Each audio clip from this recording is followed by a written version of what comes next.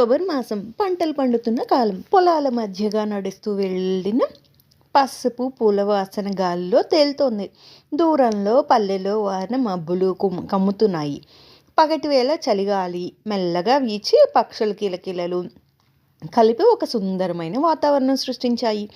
ఈ పల్లెలోకి కొద్ది రోజుల క్రితం అడుగుపెట్టినవాడు అర్జున్. పట్టణం నుండి వచ్చినవాడు. చదువుకున్నాడు, ఉద్యోగం కూడా చేశాడు. కానీ కాస్త విరామం కావాలి అనిపించింది. పల్లెలో కొంతకాలం గడిపితే మనసు తేలికవుతుంది అనే భావనతో తన మామయ్య ఇంటికి వచ్చాడు. మామయ్య గారు ఒక ఫంక్షన్ కోసం పక్క ఊరికి వెళ్ళిన రోజు ఇంట్లో మిగిలింది లక్ష్మి ఒక్కతే. లక్ష్మి మామయ్య కూతురు, 22 ఏళ్ల వయసు. పల్లెలో పుట్టి పెరిగిన అందమైన ఆడపిల్ల. నల్లని జుట్టు, పొడవైన జడ, పొగరులేని సౌమ్య స్వభావం. ఆమె నవ్వు పల్లె వాతావరణంలో వినిపించే వాన చినుకుల మాధుర్యంలా ఉంటుంది. అర్జున్ మొదటిసారి ఆమెను చూపించినప్పటి నుంచి మనసులో ఒక సుత్తిమెత్తని అనుభవం పుట్టింది.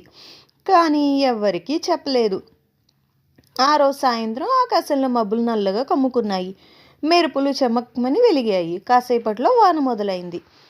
బిందెల మీద చినుకులు పడి మోగుతున్న శబ్దం, పొలాల మీద జారుతున్న నీటి చుక్కలు అన్నీ కలిపి ఒక రొమాంటిక్ వాతావరణం వచ్చాయి. అర్జున్ కిటికీ దగ్గర నిలబడి వానను చూస్తున్నాడు. అప్పుడే వంటగదిలోంచి వచ్చిన లక్ష్మి చీర కాస్త తడిచి తన మీద మల్లె జడతో వాకిట్లోకి వచ్చింది. ఆమె చేతిలో ఒక కప్పు. చల్లని గాలిలో ఆవిరి ఎగసిపడి ఒక ప్రత్యేకమైన వాతావరణం కలిగించింది. ఇక్కడ వానకి ఒక మాయ ఉంది. మా నగరంలో ఇలా అనిపించదు. లక్ష్మి సిగ్గుతో, మా ఊర్లో వాన వస్తే మేమంతా చిన్నపిల్లలా బయటికి పరిగెత్తుతాం. ఆ చూపులు కలిసిన క్షణం మాటలు ఆగిపోయాయి. ఒక మధురమైన సైలెన్స్ వారిద్దరి మధ్యన ఏర్పడింది. వాన మరింత జోరుగా కురుస్తోంది. చినుకులు వాకిట్లో చిమ్ముతూనే ఉన్నాయి. లక్ష్మి చీర అంచు తడవడం చూసి అర్జున్ గుడ్డను అందించాడు. వారి వేళ్ళు తాకాయి. ఆ స్పర్శలో ఒక స్మార్క్ మెరిసింది. లక్ష్మి సిగ్గుతో లోపలికి నడిచింది. కానీ అర్జున్ మనసులో మాత్రం ఒక కొత్త కిక్కు మొదలైంది. వాన మరింతగా పెరిగింది. ఒక్కసారిగా విద్యుత్ పోయింది. ఇల్లంతా నిశ్శబ్దంగా మారింది. లక్ష్మి దీపం వెలిగించింది. ఆ దీపాల కాంతిలో ఆమె మొహం మరింతగా అందంగా మెరిసింది. ఇలాంటప్పుడు కాస్త భయం వేసింది. చిన్నప్పటి నుంచి నాకు చీకటి భయం. అర్జున్, నువ్వు భయపడకు, నేనున్నాను కదా.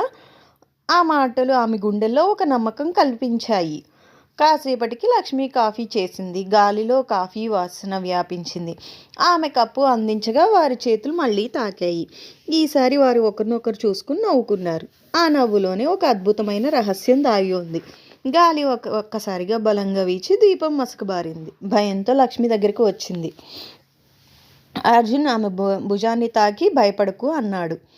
ఆమె శరీరం అంతా ఒక వెన్నెలలాగా పాకింది. ఆమె శ్వాస వేగంగా మారింది. ఇద్దరి మధ్య దూరం తగ్గింది. లక్ష్మి కళ్ళలో ఒక సిగ్గు, ఒక ఆకర్షణ. అర్జున్ కళ్ళలో ఒక ధైర్యం. ఈ వాన ఈ క్షణం నాకు మర్చిపోలేనిది. నాకు ఆ మాటలతోనే వాన చినుకులు మరింతగా గట్టిగా పడుతూ వారిద్దరి మధ్యలో హృదయ తాపనకు ఉన్నాయి. కొద్దిసేపటికి వాన తగ్గింది. బయట చినుకులు మాత్రం ఇంకా చిమ్ముతున్నాయి.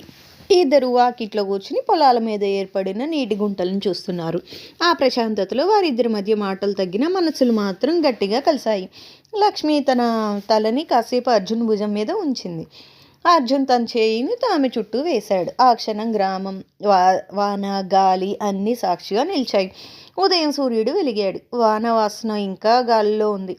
లక్ష్మి వాకిట్లో మల్లెలు పూసిన జడతో కనిపించింది. ఆమె కళ్ళలో ఒక కొత్త మెరుపు. అర్జున్ తన మనసులో ఒక నిర్ణయం తీసుకున్నాడు.